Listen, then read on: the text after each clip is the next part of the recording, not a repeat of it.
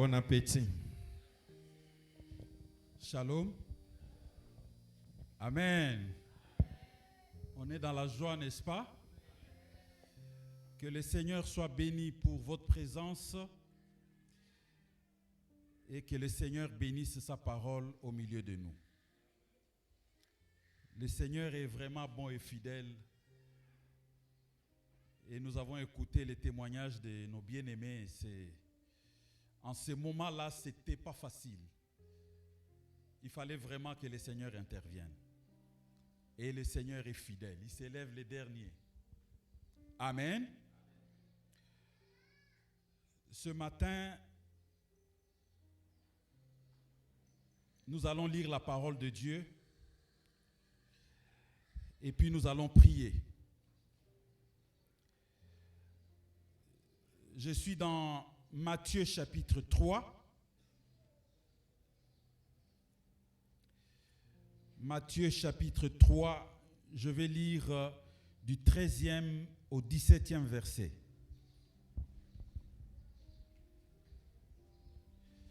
Matthieu chapitre 3, je disais, du 13e au 17e verset.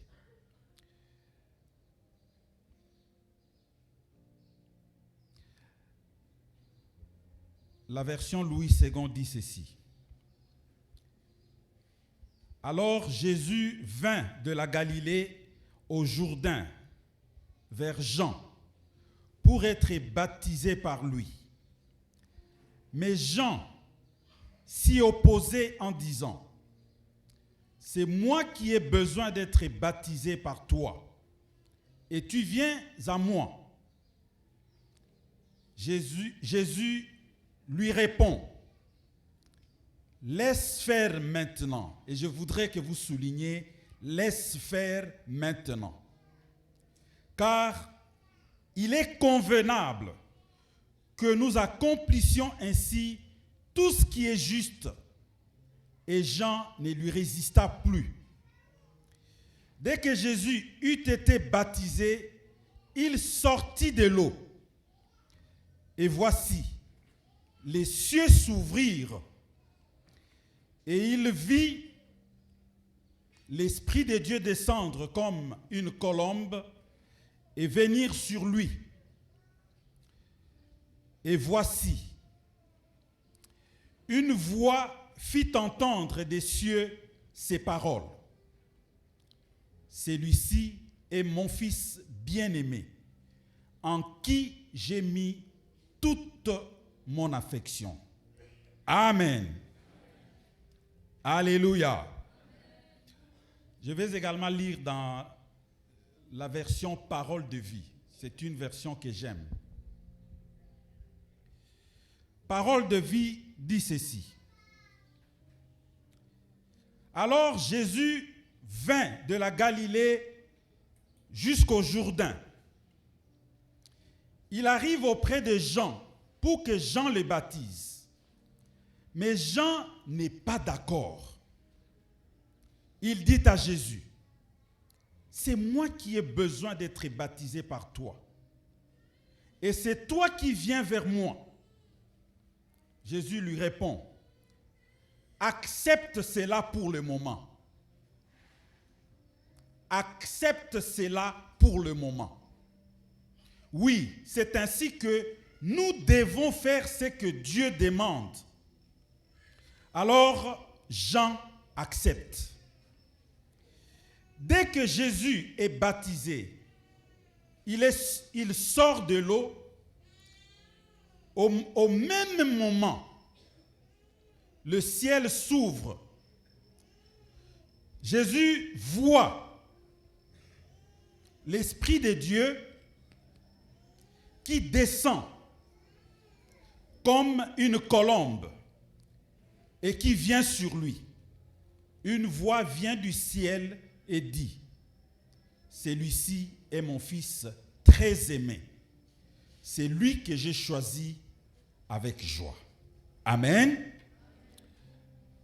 Je vais essayer d'être le plus court possible parce que les témoignages de nos bien-aimés nous ont déjà édifiés. Et si vous avez besoin d'un thème, laisse faire maintenant. Laisse faire maintenant. C'est ce que nous avons vu dans Louis II. Et dans Parole de vie, accepte cela pour le moment. Laisse faire maintenant. Je vais juste faire une courte introduction et puis je prendrai 2 points avant que nous puissions prier. Le premier point,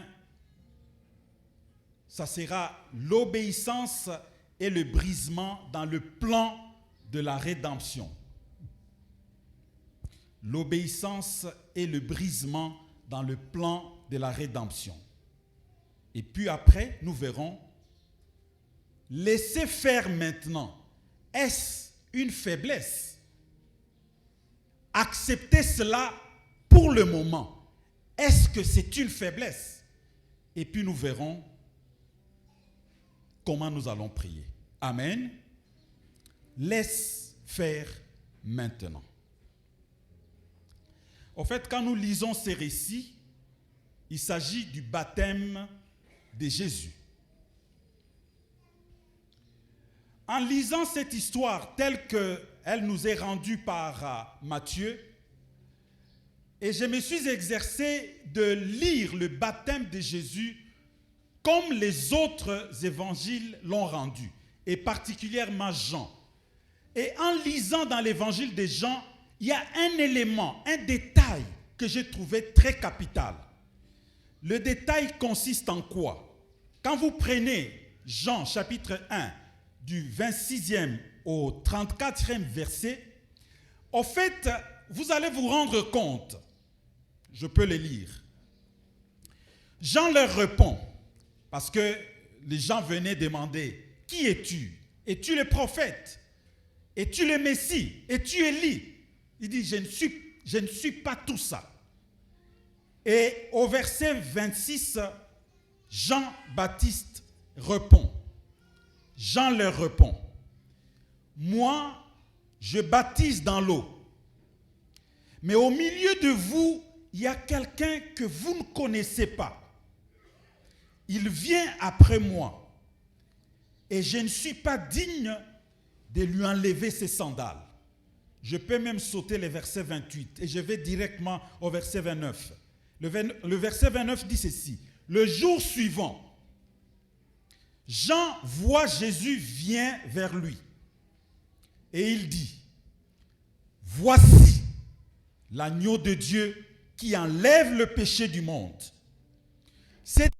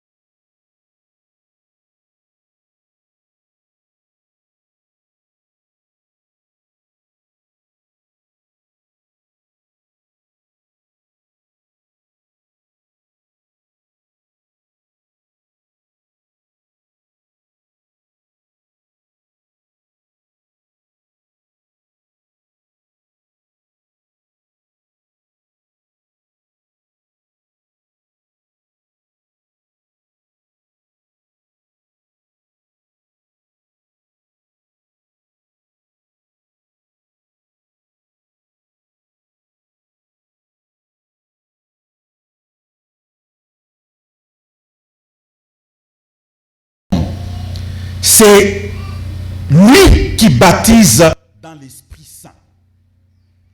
Moi, j'ai vu et je suis témoin. Cet homme-là, c'est le Fils de Dieu. Avant que Jean-Baptiste ne puisse montrer que Jésus, c'est l'agneau de Dieu, il avait déjà reçu la révélation ou les signes qui attestaient que cette personne-là, c'est le Messie, c'est l'agneau de Dieu, c'est le Fils de Dieu. Et maintenant, lorsqu'ils arrivent, parmi les gens qui viennent se faire baptiser, Jésus se présente également pour recevoir son baptême. Et c'est le texte que nous avons lu. Alléluia. C'est le texte que nous avons lu. L'élément, les détails importants qui ne se retrouvent pas dans l'évangile selon Matthieu, c'est le fait que Jean-Baptiste avait déjà reçu la révélation de ce qu'allait être le Messie, l'agneau de Dieu. Sur lui devait se reposer l'Esprit de Dieu sous forme d'une colombe. Amen. Et je suis déjà à mon deuxième point. L'obéissance et le brisement dans le plan de la rédemption.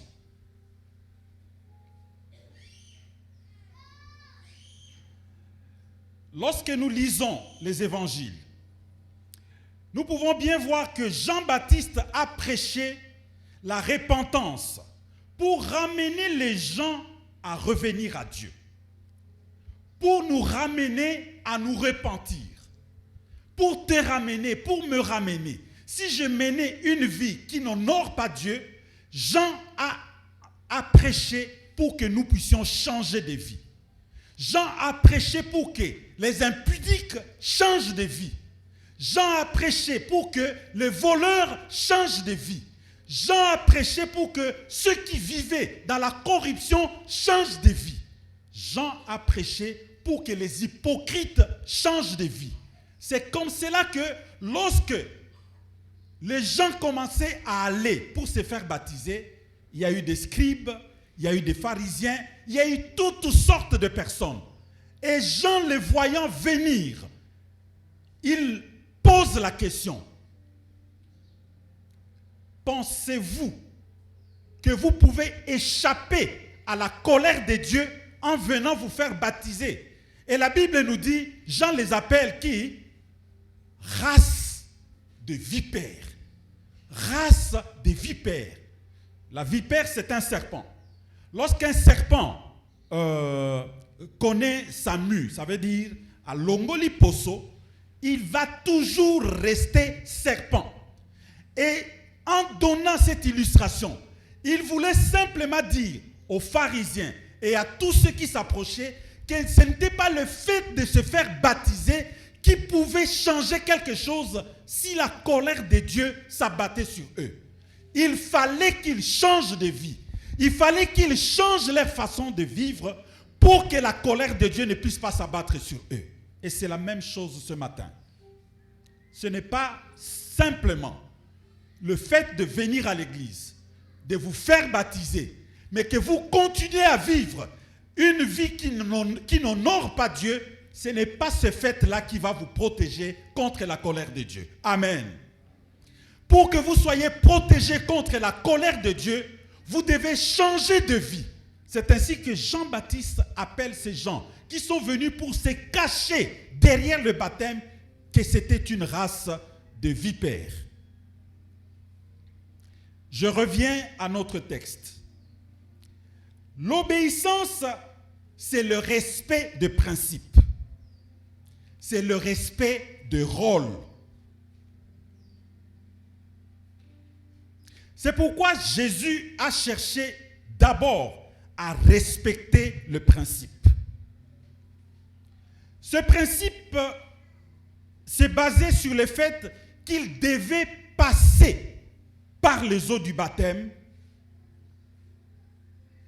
et les montrer, témoigner publiquement,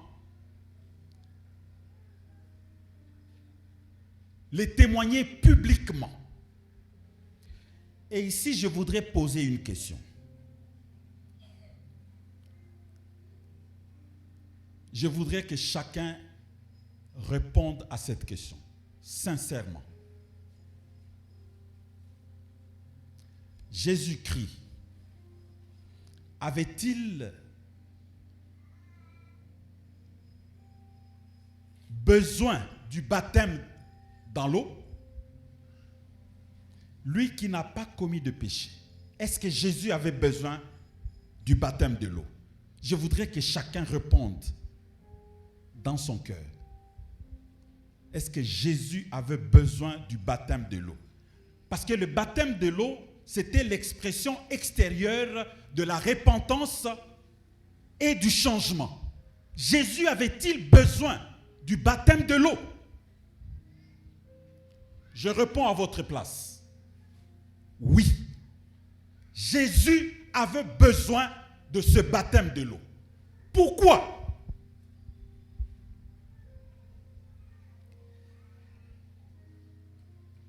Simplement parce qu'il avait le souci du respect de principe. Le souci du respect de principe. Parce qu'il était conscient qu'il devait mettre en œuvre le plan de la rédemption divine. Et pour mettre en œuvre ce plan de la rédemption divine pour l'humanité, la Bible nous dit, au temps marqué, Dieu envoya son Fils unique, Jésus-Christ. Et quand nous lisons l'épître aux Philippiens, le chapitre 2, le verset 7, la version du Semeur les rend un peu plus clairement. La Bible nous dit ceci. Mais il s'est dépouillé lui-même et il a pris la condition du serviteur. Il s'est rendu semblable aux hommes en tout point et tout en lui montrer qu'il était bien un homme. Jésus a voulu s'identifier à toi et à moi pour nous sauver. C'était ça le plan de la rédemption. Et pour qu'il s'identifie à nous, il savait qu'il devait se charger de nos péchés. Il devait se charger de nos transgressions. Et ainsi, en se chargeant de nos péchés, en se chargeant de nos transgressions, il s'est identifié à toi, il s'est identifié à moi. En fait, il a voulu, ceux qui ont fait un peu de droit, il a voulu se substituer, voilà. Il s'est substitué à l'homme. Il a pris la place de l'homme. Il a pris ta place, il a pris ma place. C'est ainsi, au fait, qu'il s'est rabaissé. Il s'est humilié. Il a accepté pour le moment le brisement. Il a laissé faire maintenant. Alléluia. C'est pourquoi j'ai dit, il avait besoin du baptême, de l'eau. Parce qu'il devait respecter le principe. Et quand il arrive devant Jean, Jean dit non, c'est moi qui devais être baptisé par toi. Mais toi, tu viens vers moi pour que je te baptise. Là, je n'accepte pas. Écoutez ce que Jésus lui répond. Accepte-le pour le moment. Laisse faire maintenant. Et la suite, est très capitale, car il est convenable que nous accomplissions ainsi tout ce qui est juste. Nous, donc toi et moi, Jean et Jésus, chacun devait accomplir ce qui était juste devant Dieu. Alléluia. Jean devait jouer son rôle de celui qui baptise d'eau. Et Jésus devait jouer ce rôle du pécheur qui vient pour recevoir le baptême d'eau et ôter le péché du monde. Parce qu'il était conscient qu'il s'est chargé de nos péchés et de nos transgressions. C'est pourquoi j'ai dit, Jésus avait besoin du baptême d'eau. Amen. Le respect de principe a fait que chacun d'eux, donc Jésus, tout comme Jean-Baptiste, devait jouer son rôle. Jean, son rôle de celui qui devait baptiser, et Jésus, le rôle de ces pécheurs qui vient pour recevoir le baptême de la repentance. Et quand vous lisez ce verset 15 de notre texte de Matthieu, la partie A montre le rôle de Jean-Baptiste. Et la partie B nous montre le rôle de Jésus-Christ.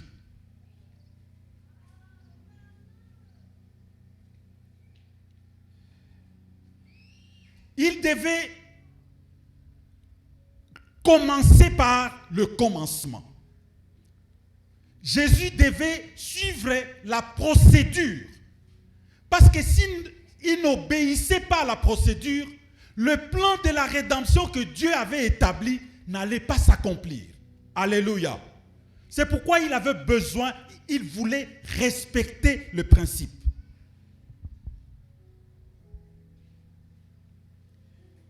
Et Ésaïe nous dit, quand nous lisons le prophète Ésaïe au chapitre 53, du 5e au 4e verset, la Bible nous montre que c'est de nos péchés qu'il s'est chargé, c'est de nos transgressions qu'il a portées. Le châtiment qui nous donne la paix est tombé sur lui. Jésus était conscient de ça. Parce qu'il a porté nos péchés, il devait s'identifier à l'homme et passer par les eaux du baptême parce qu'il fallait respecter le principe. Après le baptême, après qu'il soit passé par les eaux, c'est seulement après être passé par les eaux que le ciel s'ouvre. Il passe par les eaux. Quand il sort des eaux, la Bible nous dit que le ciel s'ouvre. Et quand le ciel s'ouvre, Dieu donne son témoignage. Jésus devait donc respecter ces rituels-là. Et le principe de la purification du péché est encore mieux explicité lorsque Jésus discute avec Nicodème. Quand nous lisons Jean, chapitre 3, au verset 5, Jésus dit à Nicodème, qui est un docteur de la loi, il lui dit, si quelqu'un n'est né, donc à Botami, n'est né d'eau et d'esprit, il n'est pas digne d'entrer dans le royaume des cieux. Il fallait naître d'eau et d'esprit. Et Jésus est allé au baptême parce qu'il devait respecter ce principe. Quand bien même le baptême de l'esprit, c'est lui-même qui devait le donner. Parce que Jean l'a dit, celui qui vient à moi, il vous baptisera du Saint-Esprit. Amen. Donc, maintenant, c'est quelque chose qui précède toujours l'après. Si tu n'arrives pas à accomplir ce que tu devais accomplir maintenant, l'après ne viendra pas. Jésus s'est fait baptiser, c'est après que le ciel s'ouvre. Donc maintenant, c'est un moment très capital dans le principe. Et nous devons respecter le principe pour que le ciel puisse s'ouvrir. Alléluia. Laisse faire maintenant. Et Jean-Baptiste avait compris. Il a compris le sens du respect des principes. C'est pourquoi la parole de Dieu nous dit, après que Jésus lui ait dit, laisse faire maintenant, car il est convenable pour nous d'accomplir ce qui est juste.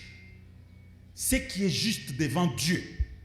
Parce que quelque chose peut être juste devant nous les hommes, mais pas nécessairement devant Dieu. Nous jugeons par les apparences. Mais Dieu qui voit le cœur, qui juge les profondeurs de nos cœurs, lui seul est capable de donner un témoignage qui soit irréprochable. Amen. Mais le maintenant a des caractéristiques. Je vais donner juste trois.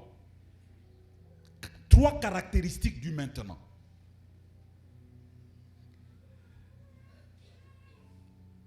Le maintenant, c'est le temps des brisements. C'est le temps des brisements. Le temps des brisements où notre ego, donc notre amour propre, peut être chiffonné. Notre amour propre ou notre estime peut être blessée. Le maintenant est également caractérisé par le fait que parfois notre logique, vous pouvez être quelqu'un de logique, mais que ta logique est mise de côté par rapport à ce que Dieu veut. Le maintenant, c'est le temps de brisement. Le maintenant, c'est également le temps d'humiliation ou d'humilité. Le maintenant peut faire que tu es un chef ou tu es un papa, mais maintenant te demande de te rabaisser devant ton fils pour demander pardon afin d'accomplir ce qui est juste devant Dieu. Maintenant, c'est le temps d'humilité.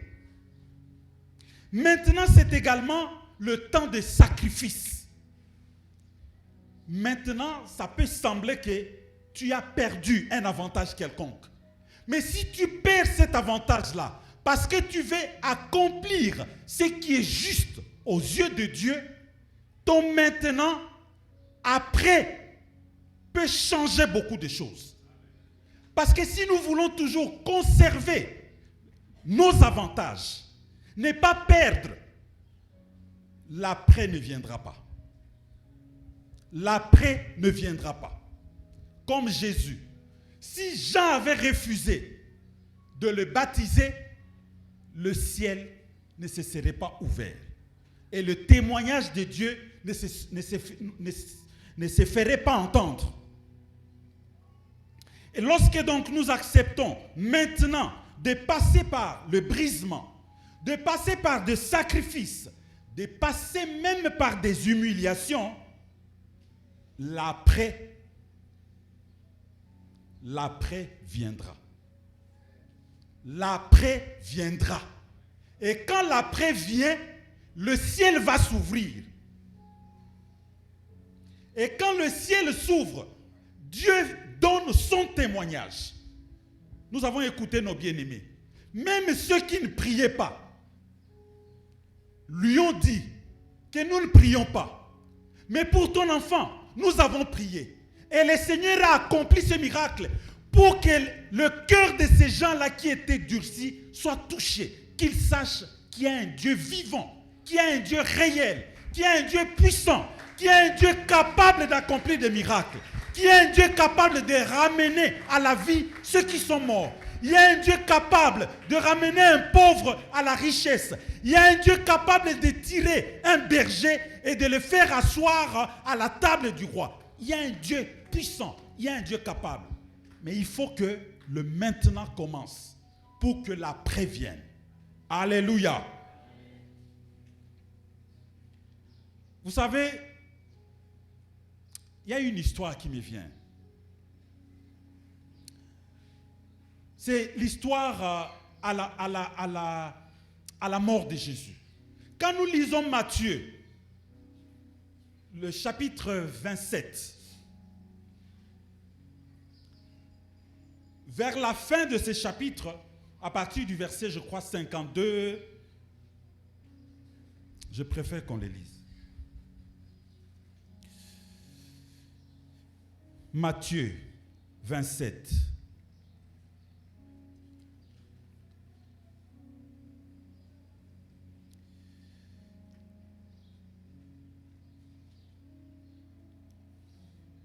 Je lis le verset 54. Jésus est déjà mort et on l'a même... il est sur la croix Et voilà ce qui est dit au verset 54. L'officier romain et les soldats qui gardent Jésus avec lui voient que la terre tremble. Ils voient aussi tout ce qui se passe. Alors ils ont très peur et ils disent, vraiment, cet homme était fils de Dieu. Amen. Les hommes finiront par témoigner que nous sommes des enfants de Dieu. Pourquoi? Parce que nous avons obéi. Il y a d'abord le maintenant. Et puis après, le ciel s'ouvre. L'obéissance, c'est faire ce qui est juste devant Dieu. C'est pourquoi, devant Jean-Baptiste, Jésus lui dit seulement, laisse faire maintenant. Car il est convenable que nous, donc toi et moi, Jean-Baptiste et Jésus, que nous accomplissions ainsi tout ce qui est juste. L'obéissance. L'obéissance. Et maintenant, laisser faire maintenant, est-ce que c'est une faiblesse? Laisse faire maintenant, est-ce que c'est une faiblesse?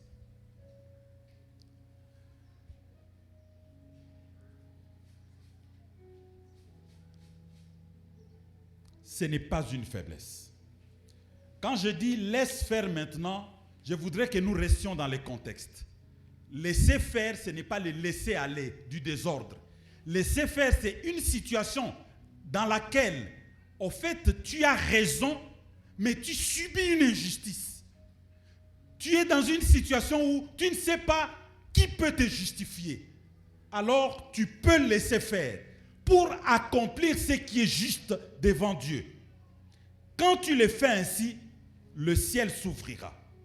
Certains peuvent penser que laisser faire maintenant est un signe de faiblesse. Ce n'est pas vrai.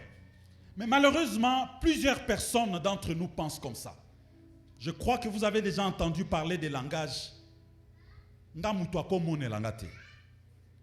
J'ai déjà entendu une femme dire Ngai, mobali akomone la gata tandingini, ponga moko na salaka.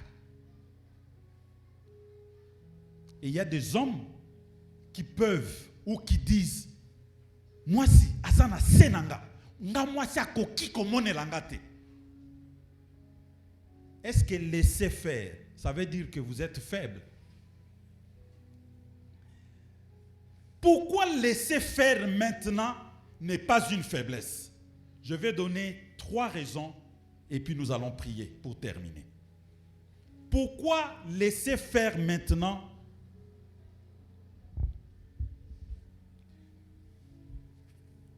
n'est pas une faiblesse? Laisser faire maintenant n'est pas une faiblesse parce que premièrement, il est convenable que nous accomplissions ce qui est juste devant Dieu. C'est la première raison de notre texte. Nous laissons faire maintenant parce qu'il est convenable pour nous d'accomplir ce qui est juste devant Dieu. Si tu laisses faire maintenant pour accomplir ce qui est juste devant Dieu, pour obéir à la parole de Dieu, pour respecter les principes, tu n'es pas faible. Au contraire, tu es fort. Tu es fort. Tu vas finir par avoir l'avantage.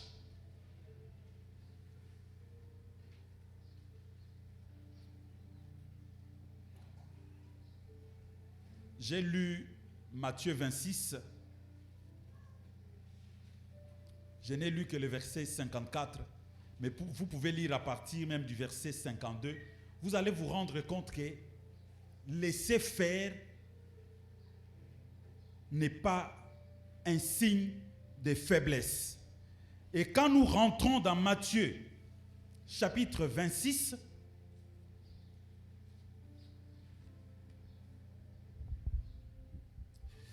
Matthieu chapitre 26.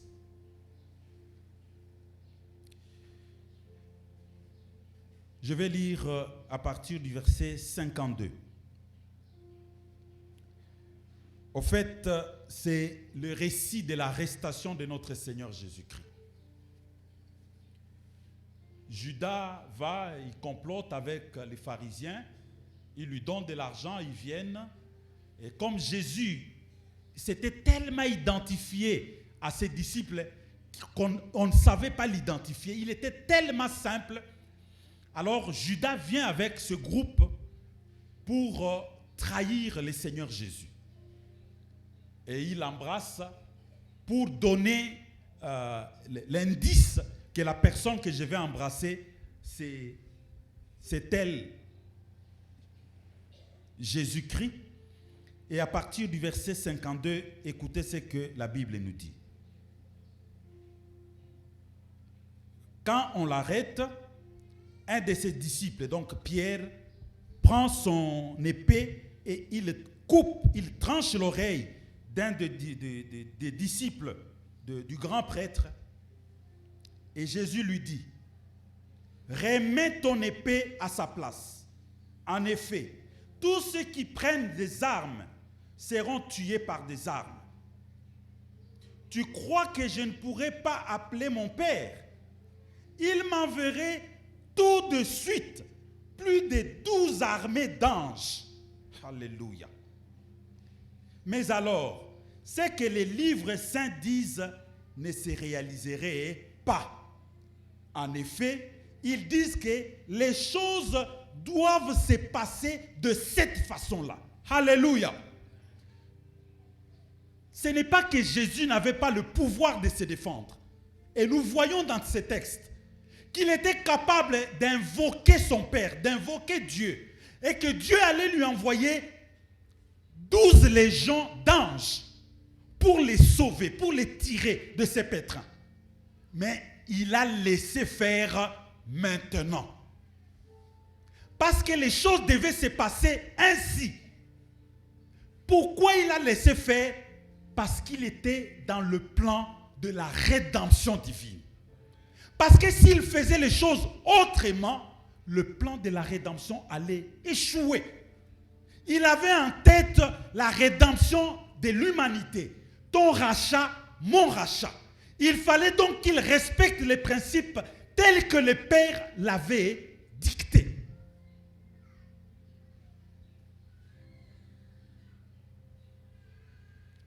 Donc, laisser faire maintenant, ce n'est pas une faiblesse. Premièrement, parce que il est convenable que nous accomplissions ce qui est juste devant Dieu. Deuxièmement, pourquoi laisser faire n'est pas une faiblesse? Laisser faire maintenant n'est pas une faiblesse parce que l'observance des principes est la clé du déclenchement de la gloire de Dieu. Alléluia. L'observance des principes est la clé qui déclenche la gloire de Dieu dans notre vie. Et nous l'avons vu. Après que Jésus soit baptisé, il sort de l'eau, le ciel s'ouvre. Le Saint-Esprit descend sous forme d'une colombe et le témoignage de Dieu s'est fait entendre. La Bible nous dit dans le psaume 1, c'est un passage que nous connaissons très bien. Le psaume 1, 1 à 3. Heureux l'homme qui ne marche pas selon les conseils des méchants, qui ne s'assied pas sur le banc des moqueurs, mais qui prend son plaisir dans la loi de l'Éternel, qui la médite nuit et jour. Il est comme un arbre planté près d'un courant d'eau, qui donne son feuillage et qui donne ses fruits, à chaque saison. Et ce feuillage ne se flétrit point. Alléluia. Quand nous obéissons, Quand nous méditons la parole de Dieu pour observer tout ce qui est écrit, alors, vous voyez, nous obéissons alors. Maintenant et après, nous obéissons et puis après le ciel s'ouvre. Nos entreprises prospèrent et tout ce que nous tenons en main prospère. Mais il y a d'abord un maintenant. Alléluia. Les hommes peut-être peuvent se fabriquer des témoignages. Mais lorsque le Seigneur donne son témoignage, c'est un témoignage puissant. C'est comme ça que dans 1 Jean 5, je crois, 1 Jean 5, verset 9, la Bible nous dit, si nous acceptons les témoignages des hommes, le témoignage de Dieu est plus... Le témoignage de Dieu est... Le témoignage de Dieu est... Wow. Louis II, 1 Jean 5, verset 9. Pas Patrick. 1 Jean 5, verset 9.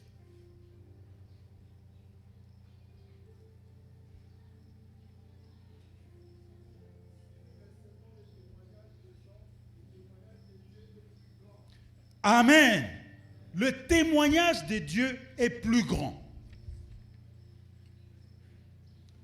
Mais très souvent,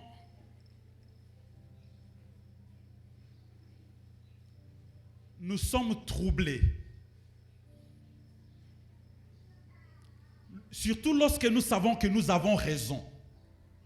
Nous cherchons à tout prix à nous défendre.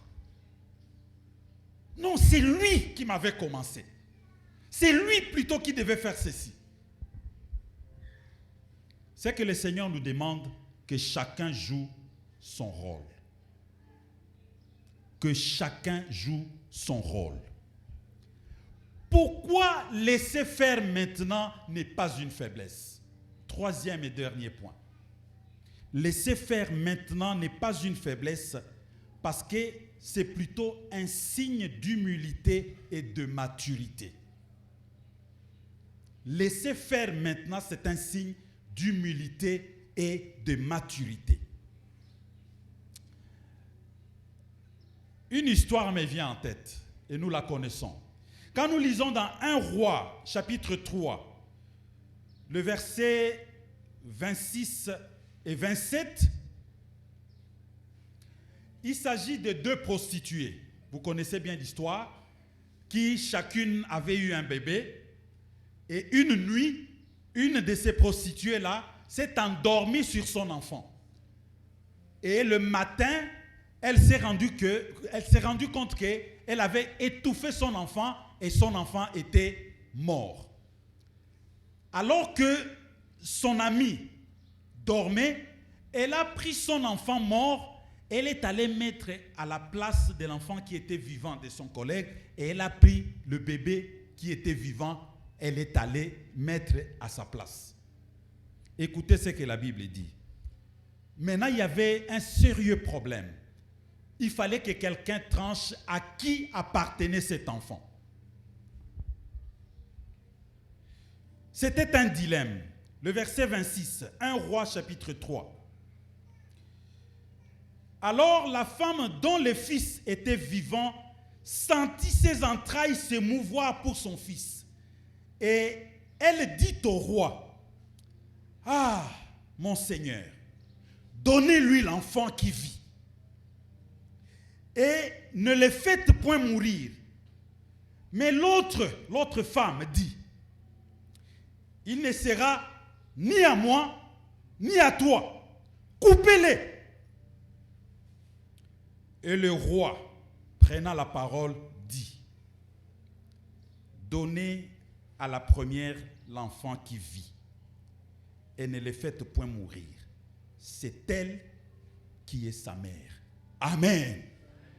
Parfois, devant certaines situations, tu as raison, mais tu ne sais pas comment te défendre. Laisse faire maintenant. Alléluia. Laisse faire ça maintenant. le Seigneur qui est juste, il finira par te justifier. Et le témoignage de Dieu est plus grand que les témoignages que les hommes peuvent donner. Et Dieu, son témoignage est irréprochable. C'est un témoignage irréfutable. C'est un témoignage indéniable. C'est un témoignage incontestable. Parce que ce que Dieu dit, c'est vrai.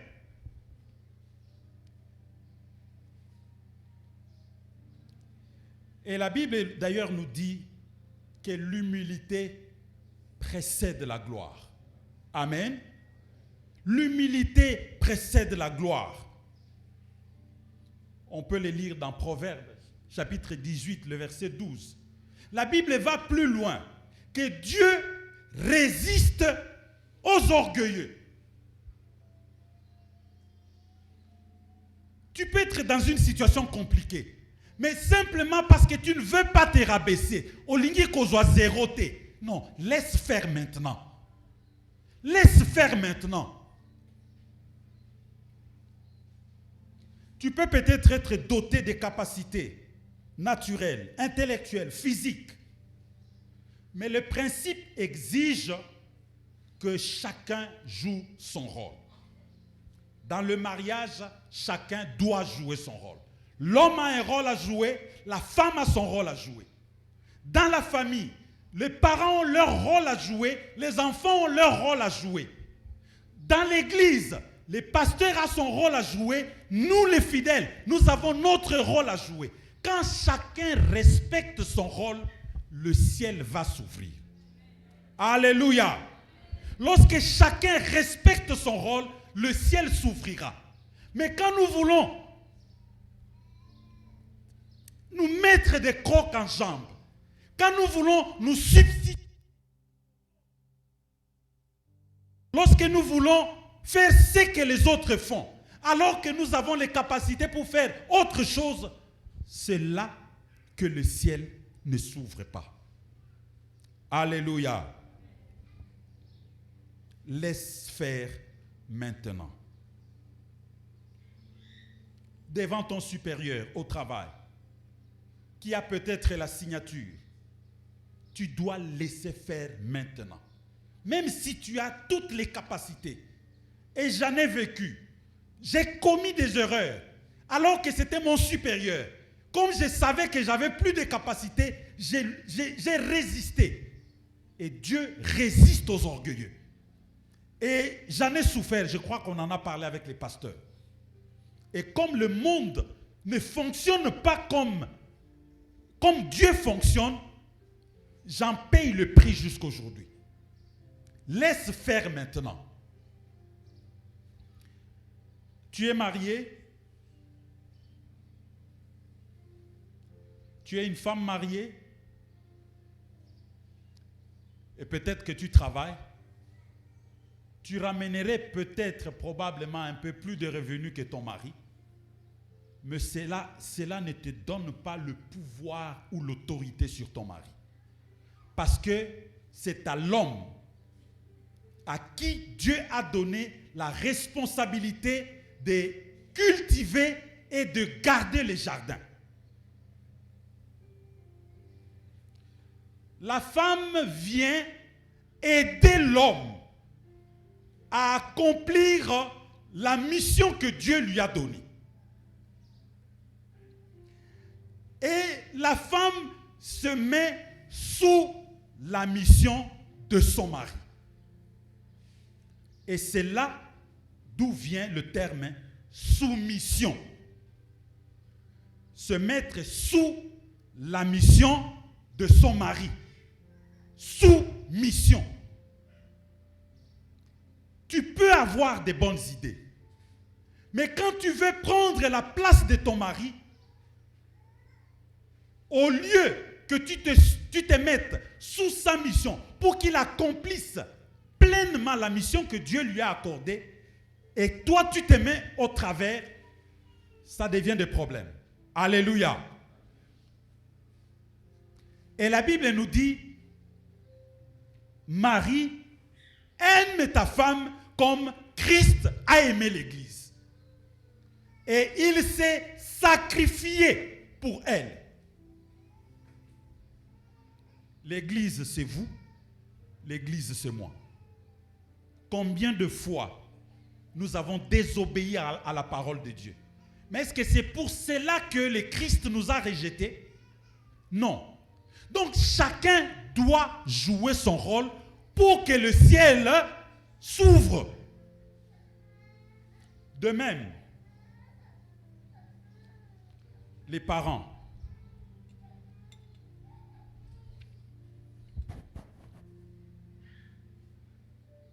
La Bible nous dit ceci. Honore ton père et ta mère afin que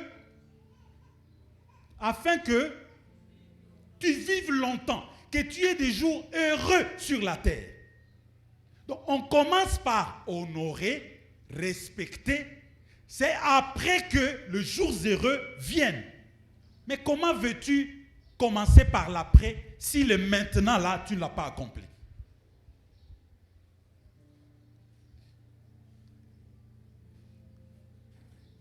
La Bible ne parle pas que aux enfants, mais la Bible parle également aux parents et à ceux qui ont des responsabilités. La Bible nous dit, parents, n'irritez pas vos enfants. Mais très souvent, en tant que parents, nous irritons, en tant que responsables, nous irritons nos enfants. Nous irritons nos subalternes, ceux qui sont sous notre responsabilité. Et cela produit de la rébellion. Donc nous avons une responsabilité. Laisse faire maintenant. Je donne un autre principe. La Bible nous dit, fuyez l'impudicité. C'est ce que la Bible nous dit. La Bible ne nous dit pas résister à l'impudicité. Mais il y a de nos bien-aimés. Tu vois que le frère est en train peut-être de se jouer de toi. Et puis après, oh, pasteur, je suis tombé. Mais quand on t'a mené comme un mouton à l'abattoir, la Bible dit, fuyez. Ne résistez pas. Fuyez. En ce qui concerne résister,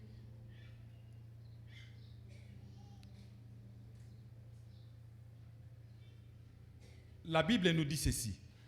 Soumettez-vous à Dieu et résistez au diable, il fuira loin de vous. Donc, pour résister au diable, nous devons commencer par nous soumettre à Dieu. Il y a toujours le maintenant et l'après vient. Quand tu te soumets à Dieu, tu obéis à la parole de Dieu.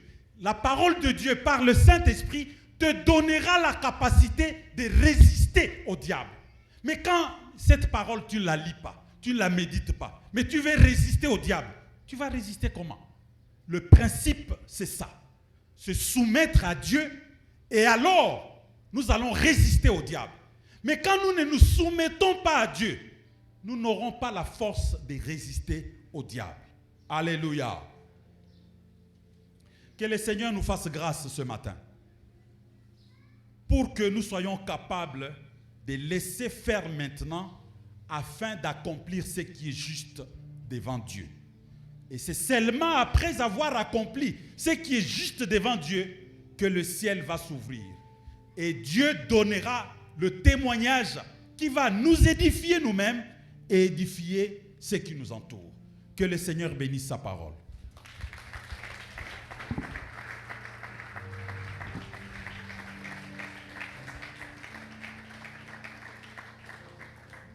Seigneur, je te dis merci. Merci Seigneur de nous donner cette connaissance. Et merci de mettre en chacun de nous la soif, la faim et la soif de ta parole. Parce que tous les principes qui nous conduisent à la gloire sont contenus dans ta parole. Et tu le dis, vous sondez les Écritures pour chercher ce qu'elles disent. Mais toutes les Écritures parlent de toi. Seigneur, aide-nous, aide mon frère et ma soeur à méditer ta parole. Et cette parole nous rendra réellement libres. Cette parole nous rendra réellement libres. Au nom de Jésus-Christ. Au nom de Jésus-Christ.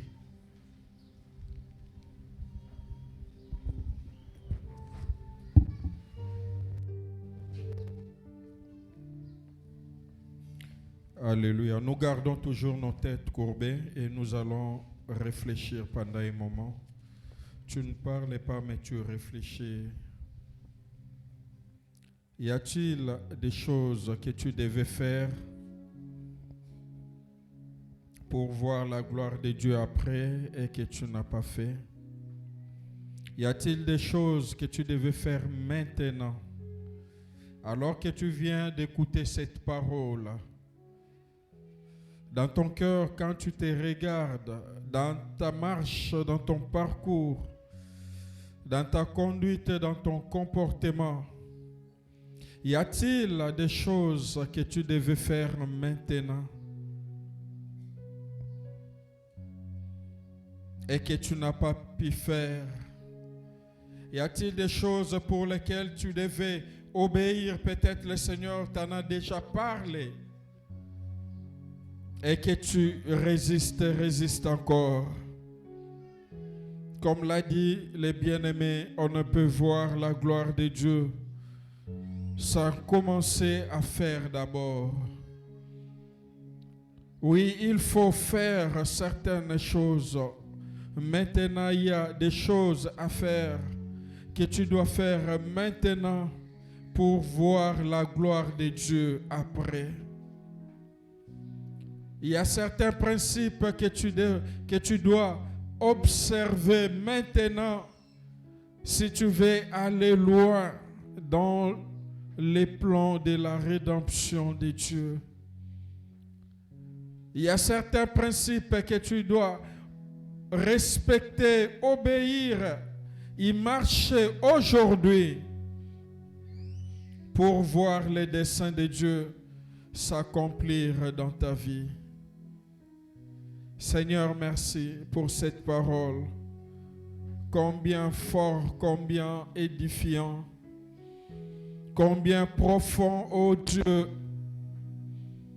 Souvent, Seigneur, nous cherchons des résultats alors que nous n'avons pas commencé à faire ce que tu nous demandes de faire. Oui, au travers de ta parole, toutes tes promesses sont toujours conditionnées, Seigneur, ô Dieu de gloire. Tu nous demandes à faire certaines choses pour te voir intervenir dans notre vie.